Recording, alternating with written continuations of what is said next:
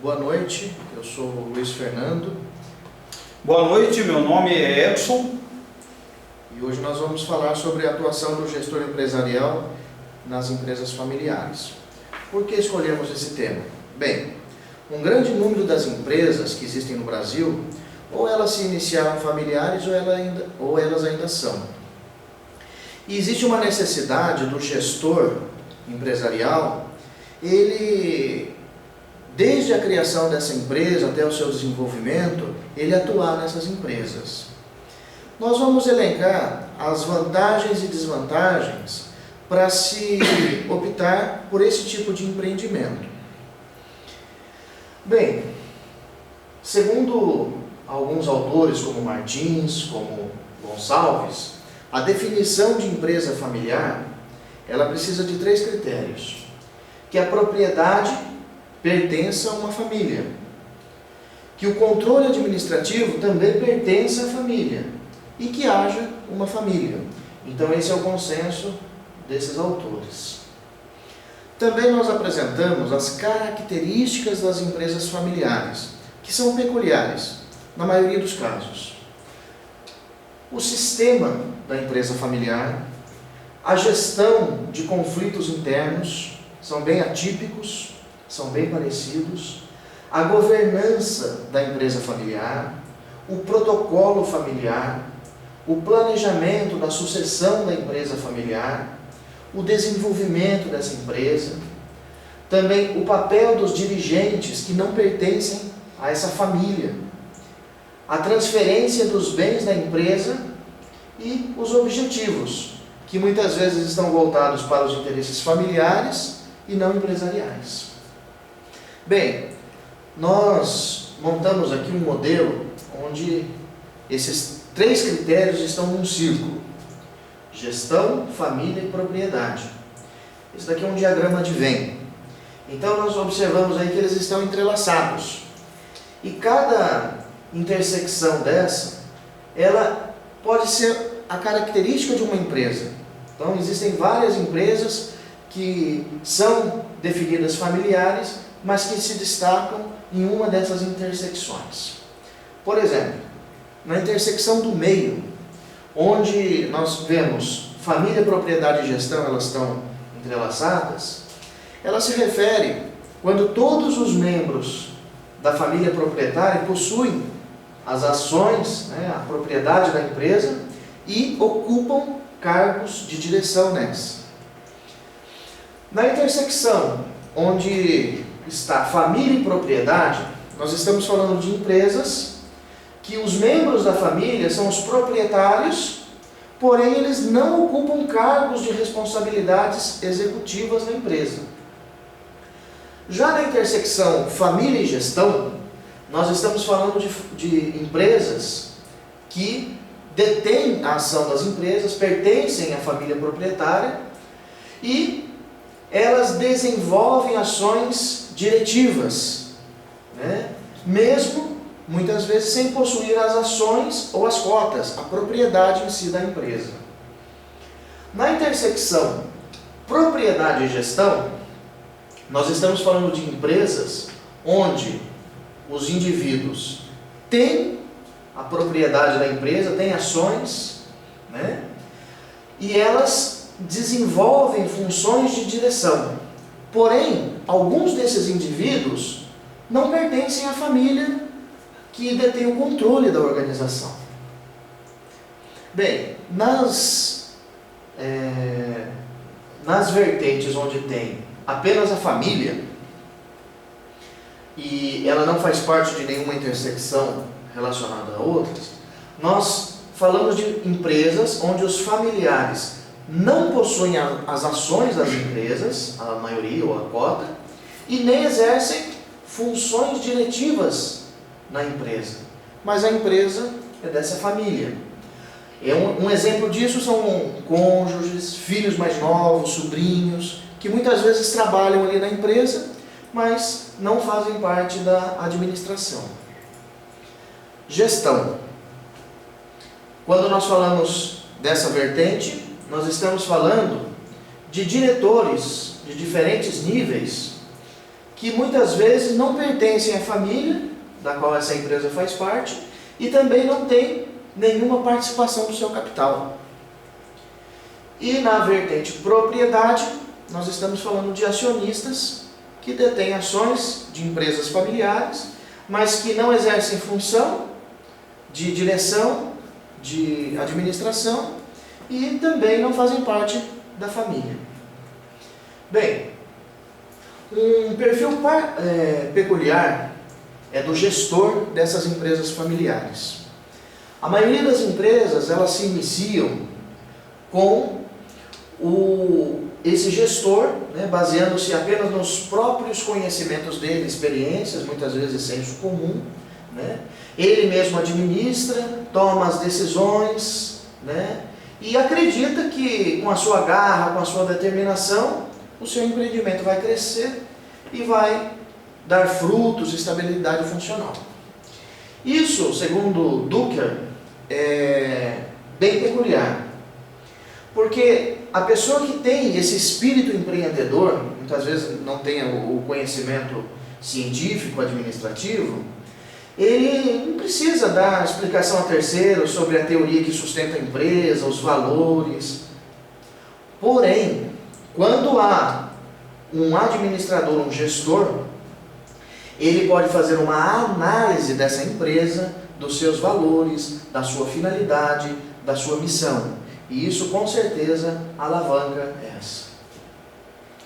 Bom, todas as empresas familiares, elas apresentam vantagens e desvantagens. Vamos começar falando das vantagens, que é, em comparação às não familiares, um familiar é mais suscetível de ter mais noção de responsabilidade pública do seu trabalho. Um familiar é mais suscetível também de se adaptar à empresa do que um não familiar. E um familiar é suscetível de ter maior interesse pela empresa. Quando o parente de um executivo passa a fazer parte da direção e demonstra ser capacitado, o espírito de equipe e de direção é estimulado, todos ganham. Em comparação aos não familiares, o parente de um executivo é suscetível de ser mais leal e responsável. Membros da família na direção ajudam a assegurar a continuidade e a efetividade da aplicação das políticas corporativas. Para não ter que se esforçar para estar à altura do seu chefe, o executivo júnior pode respeitar o próprio ritmo e desenvolver as suas capacidades, à sua maneira.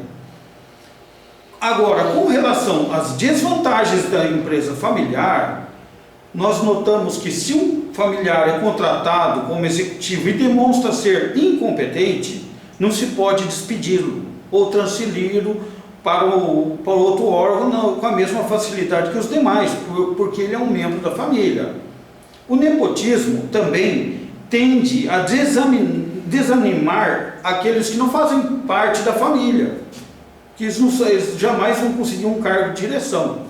E também costuma causar inveja neles, porque jamais terão esse cargo. Se um familiar é contratado como executivo e demonstra ser incompetente, esse mesmo assim ele continuará no cargo. Outra desvantagem, é impossível para os diretores serem objetivos em relação às qualificações de seus familiares ou outros executivos. Nas equipes de dirigentes com influência dos membros de uma família, os interesses familiares tendem a ter maior prioridade. E o nepotismo, por fim, tende a gerar falta de consideração em relação ao senso comum, à integralidade e à objetividade da alta direção.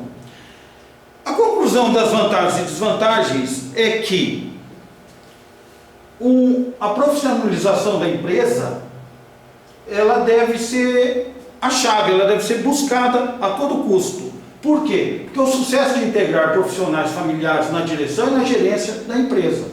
Também terá sucesso da empresa em adotar práticas administrativas mais racionais e, por fim, o sucesso em recorrer à consultoria e assessoria externa para incorporar o sistema de trabalho já exitosos em empresas mais avançadas ou recomendadas nas universidades e nos centros de pesquisa. Bom, agora nós vamos falar sobre a metodologia que empregamos na nossa pesquisa. Para elaborar esse trabalho, nós utilizamos o método descritivo, onde estudamos a questão da empresa familiar e seu desenvolvimento. Também fundamentamos as ideias e pressupostos de teóricos que apresentam significativa importância na definição e construção dos conceitos discutidos na pesquisa. Para isso, realizamos uma pesquisa bibliográfica com o objetivo de obter informações sobre o assunto e montar o benefício da empresa familiar associada não só à gestão de si mesma, mas também para colaborar com questões sociais. A etapa bibliográfica foi desenvolvida por meio de livros, artigos, sites e revistas especializadas. Os resultados encontrados foram de forma qualitativa, pois os dados coletados foram enfoques subjetivos, uma vez que se buscou entender uma situação através de percepções, sentimentos, comportamentos, entre outros aspectos. Contudo, temos que destacar que a abordagem qualitativa não exclui a abordagem quantitativa, que busca reunir e analisar os dados da pesquisa, que são baseados em números. E, por fim, resumindo, a metodologia empregada é a revisão bibliográfica por ser a técnica mais alinhada com o objetivo do estudo. Agora, a conclusão dos teóricos foram duas correntes. A primeira corrente é que os apoiam os laços de parentesco e amizade. Os autores, Longenecker, ele apoia que afirma que a ação afetiva é explícita nas muitas relações familiares e de amizade das pequenas empresas. Essa tese tem o apoio dos pensadores Martins, Menezes, Benhoft e que embasa a doutrina de Gonçalves. Almeida também coloca: uma pequena empresa pode ter como uma de suas missões ou como sua razão de ser dar emprego aos familiares e proprietários.